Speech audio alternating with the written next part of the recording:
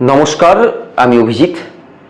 হাথরাসে প্রায় 140 জন মারা যাবার পরেও প্রশাসনের কিন্তু এখনো হুঁশ ফেরেনি। 140 জনের অবস্থা খারাপ হওয়ার পরেও, 140 জন মারা যাবার পরেও কেন এফআইআর হলো না এই ভোলে বাবার নামে? কেন গ্রেপ্তার হলেন না এই ভোলে বাবা? আচ্ছা, এত বড় একটা সিচুয়েশন আমরা কেন উত্তরপ্রদেশের যে সরকারকে জানতাম যে শক্ত প্রশাসন, সেই প্রশাসনের অর্থাৎ যোগী আদিত্যনাথের এই অবস্থা, সাধারণ মানুষকে ন্যূনতম চিকিৎসাটুকু দিতে পারলেন না যোগী আদিত্যনাথ? আপনারা দেখুন ভিডিওটা। पुलिस प्रशासन की जिम्मेवारी के हिसाब से ये इतना कांड हुआ है।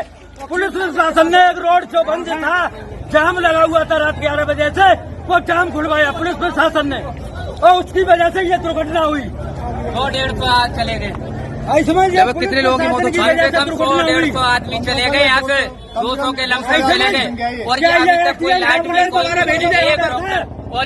एक डॉक्टर थे, बाकी के कोई नहीं। आगे को अप्लाई नहीं कर रहे, उनको एग्रीमेंट नहीं अभी तक कोई दे पा रहे, तो क्या करेंगे? हॉस्पिटल में ऑक्सीजन घंटे में बताइए हमने कैच के लाया, इनमें सांस चल रही है, जान है वो नहीं खत्म हो रही है। ना दरोगा ना मंत्री एसपी कोई नहीं है यहाँ पर। नहीं कोई ऑक्सीजन है, कोई ड्रिप लगा रहे, कोई सीरियस होगा उसमें ड्रिप लगा दे तभी बच जाएगा। लगभग कितने लोगों की मौत हो चुकी है यहाँ पर?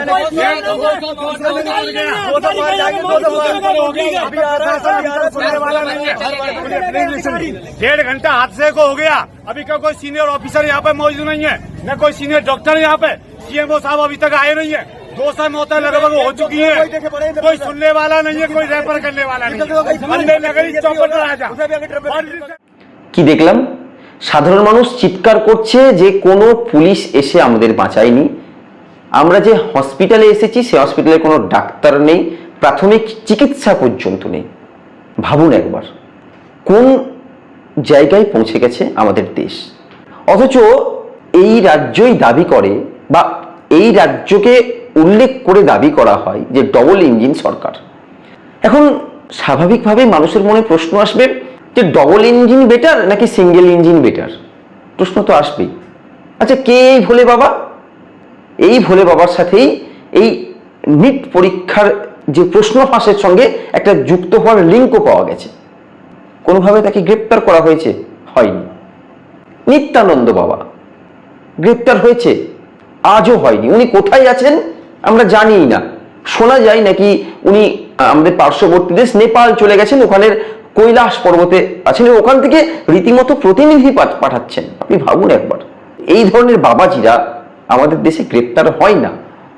কি অদ্ভুত পরিস্থিতি। আমরা দেখলাম আশারাম বাপু কিসের সঙ্গে জড়িত? খুন ধর্ষণের সাথে উনি জড়িত। এই আশারাম বাপু শেষ পর্যন্ত ওনার জেল যাত্রা হলো ঠিকই, কিন্তু এই আশারাম বাপুর সাথে আমরা দেখেছি লালকৃষ্ণ আদবানি, অটল বিহারী বাজপেয়ী, মুরলী মনোহর যোশী, এমনকি নরেন্দ্র মোদী, অমিত শাহর প্রচন্ড সখ্যতা। তাহলে কোথাও কি প্রমাণ করছে এই ধরনের যারা ধর্মের ঠেকা নিয়ে বসে আছে, যারা ধর্ম এক কথায় বলা যায় ব্যবসায়ী, তাদের সাথে বিজেপির যোগসূত্রটা প্রবল? আচ্ছা চলুন, রাম রহিম, আমরা তো দারুণ গল্প দেখেছিলাম। এই রাম রহিম তার পছন্দের মেয়েদের নিজের রুমে ডেকে আনতেন, তারপরে যেসব নোংরামি করার করতেন। কাদের সঙ্গে যোগাযোগ? কোন রাজনৈতিক দল? বিজেপি। বাহ, ভেরি গুড। এখন তো শোনা যায় নাকি রাম রহিম বিশাল বড় তার দেহরক্ষী বাহিনী নিয়ে তিনি আশ্রমে মাঝে মাঝে যাওয়া আসা করেন। কিভাবে সম্ভব ভারতবর্ষে? যার জেল হয়ে যায়, যে হাজতে থাকে, হাজত থেকে কিভাবে এইভাবে তার আশ্রমে যেতে পারে এত দেহরক্ষী নিয়ে? এবং তা নাকি বিশাল জাঁকজমক আয়োজন। এমনকি এও শোনা গেছে এই রাম রহিম বাবা জেলে নাকি বেশ আয়েসেই দিনগুলো কাটাচ্ছেন। আচ্ছা, বাবা রামদেব কি নিয়ে এলেন? উনি যোগ ব্যায়াম শেখালেন, উনি প্রাণায়াম শেখালেন। দেখুন, যোগ আর প্রাণায়াম উনি প্রথম এমন দেখিয়েছেন যেন উনি আবিষ্কার করেছিলেন, কিন্তু তা তো নয়। এই যোগ প্রাণায়াম আমাদের ভারতের প্রাচীন সংস্কৃতির সঙ্গে যুক্ত। এই যোগ এবং প্রাণায়াম, ঠিক আছে, যোগ প্রাণায়াম করছেন, করুন। তারপরে উনি শুরু করে দিলেন আমলা অ্যালোভেরা জুস। ততক্ষণ অবধি ঠিক ছিল যতক্ষণ অবধি এই করোনা আসার সময় উনি কি করলেন, করোনার ওষুধ আবিষ্কার করে ফেললেন, করোনিল, এবং দেদার বিক্রি হলো। আজ একজনও তার ওষুধ খেয়ে বলতে পেরেছে কিনা জানি না যে করোনা থেকে সুস্থ হয়েছে, কিন্তু ওষুধ দেদার বিক্রি হলো, অর্থাৎ মুনাফাটা উনি কামিয়ে নিলেন। এবং খুব লক্ষ্য করুন 2014-তে ভোটের আগে এই রামদেব বাবাই একদম কোট আনকোট প্রচার করেছেন এই নরেন্দ্র মোদী বা এই বিজেপি সরকারের আসা প্রয়োজন, এই বিজেপি সরকার এলে পেট্রোলের দাম 35 টাকা 40 টাকা হবে। আজকে কি বলছেন, আজকে বলছেন দেশের ইনফ্লুয়েন্সারের কথা, দেশে ইনফ্লেশন হচ্ছে সুতরাং দাম বাড়ছে। আজ আমরা সুপ্রিম কোর্টের ধমক থমক খেয়ে দেখলাম এই রামদেব বাবা একটু শান্ত হয়েছেন। নিজে 24 ঘন্টা আয়ুর্বেদের কথা বলেন, কিন্তু নিজে যখন অসুস্থ হলেন কোনো এক বড় এলোপ্যাথি হাসপাতালে ভর্তি হলেন। এই হচ্ছে এদের ক্যারেক্টার। নিজের একটা চোখ সবসময় মিটমিট করে, যদি তার ওষুধ দিয়ে চোখ সারানো যেত তাহলে ওনার একটা দৃষ্টি বলে আই ড্রপ আছে, সেই দৃষ্টি আই ড্রপ দিয়ে উনি নিজের চোখ সারাতে পারতেন। দেখেই বোঝা যায় এটা স্নায়ুর রোগ, কেন উনি আমলা অ্যালোভেরা দিয়ে সেটাকে সারিয়ে তুলছেন না, অথচ মানুষকে প্রতিনিয়ত একই কথা বলে যাচ্ছেন। এর পিছনে একটা বিজেপির, লক্ষ্য করে দেখুন এই ধরনের যত বাবা আছে আমাদের দেশে, এই ধরনের বাবার পিছনে একজন বড় বাবা আছে, সেই বাবার নাম হলো বিজেপি বা আরএসএস। কারণ আরএসএস এর মূল লক্ষ্যটাই হলো খুব প্র্যাকটিক্যাল, হিন্দু রাষ্ট্র, হিন্দু হিন্দুস্তান, তাদের মূল লক্ষ্যটাই হলো এইটা।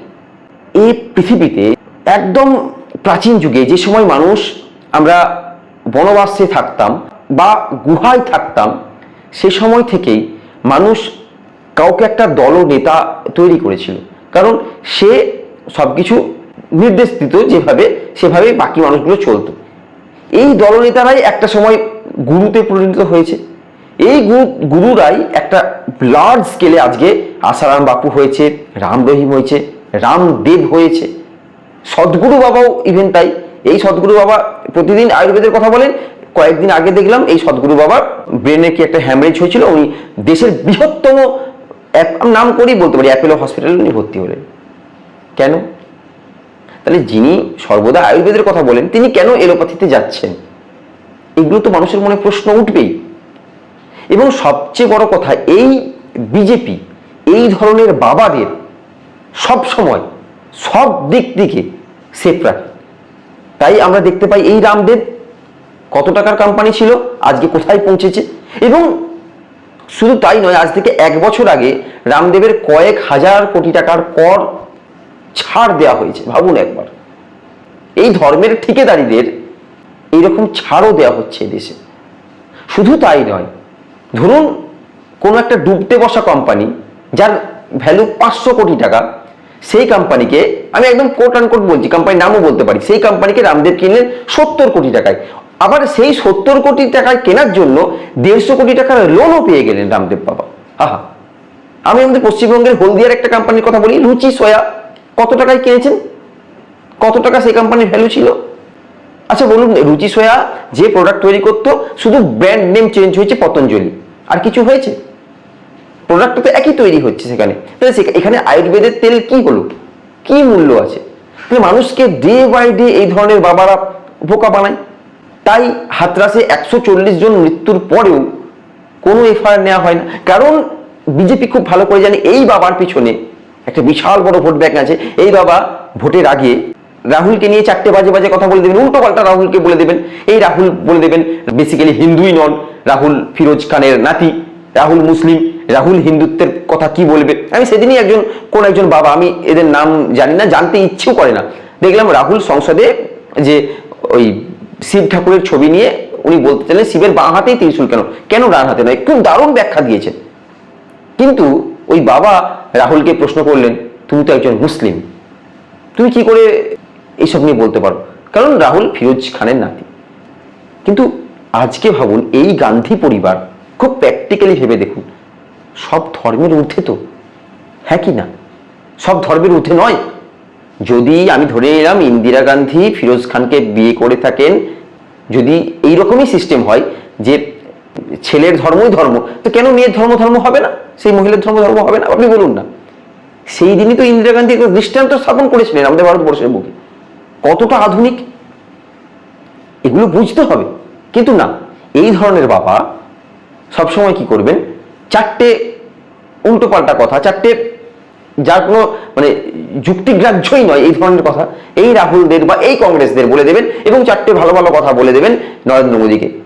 তাই নরেন্দ্র মোদী হয়তো এদের কথা থেকেই মানে উজ্জীবিত হয়ে বলতে পারেন, আমি বায়োলজিক্যাল জন্মই হইনি, আমি মানে কোনো একদিন টুপ করে পড়ে গেছিলেন এখানে, তারপর বেড়ে উঠলেন। হয় না, সে আমরা ছবিতে টিভিতে দেখতাম ছোটবেলায়, টুপ করে পড়ে গেল, তারপর বেড়ে উঠলেন। বাহ, কি অদ্ভুত, উনি বায়োলজিক্যাল জন্মই হননি। তো এই ধরনের বাবারা ডে বাই ডে মানুষকে ঠকিয়ে চলেছেন, মানুষকে ঠকিয়ে চলেছেন, এবং যাদের বিরুদ্ধে বিজেপি তথা এ দেশের সরকার কোনো ব্যবস্থাও নেয় না। আপনি একবার ভাবুন, এই নিত্যানন্দ বাবা দেশে নেই, উনি নেপালে আছেন, এবং সেখান থেকে উনি কন্ট্রোল করছেন রাজ্যসভায় কে যাবে, পার্লামেন্টে কে বসবে। একজন আসামি কন্ট্রোল করে, আপনি বলতে পারবেন বিজেপির এর মধ্যে মদত নেই? সুতরাং যবে থেকেই এই বাবারা বুঝে গেছে যে চলো আমাদের জন্য কেউ একজন আছে যারও ধর্মের প্রয়োজন, আর এই বাবাদেরও এই ধরনের একটা দলের প্রয়োজন, তবে থেকে এই পুরোটা সম্পৃক্ত হয়ে দেশের মানুষকে পাকে ফেলতে, এই সরকার দেশের মানুষকে পাকে ফেলতে, এই সরকার এবং এই ভণ্ড বাবা দুজন মিলেই মানুষকে চরম পিছনের দিকে টেনে নিয়ে যাচ্ছে। ভালো থাকবেন, আজ এই পর্যন্তই।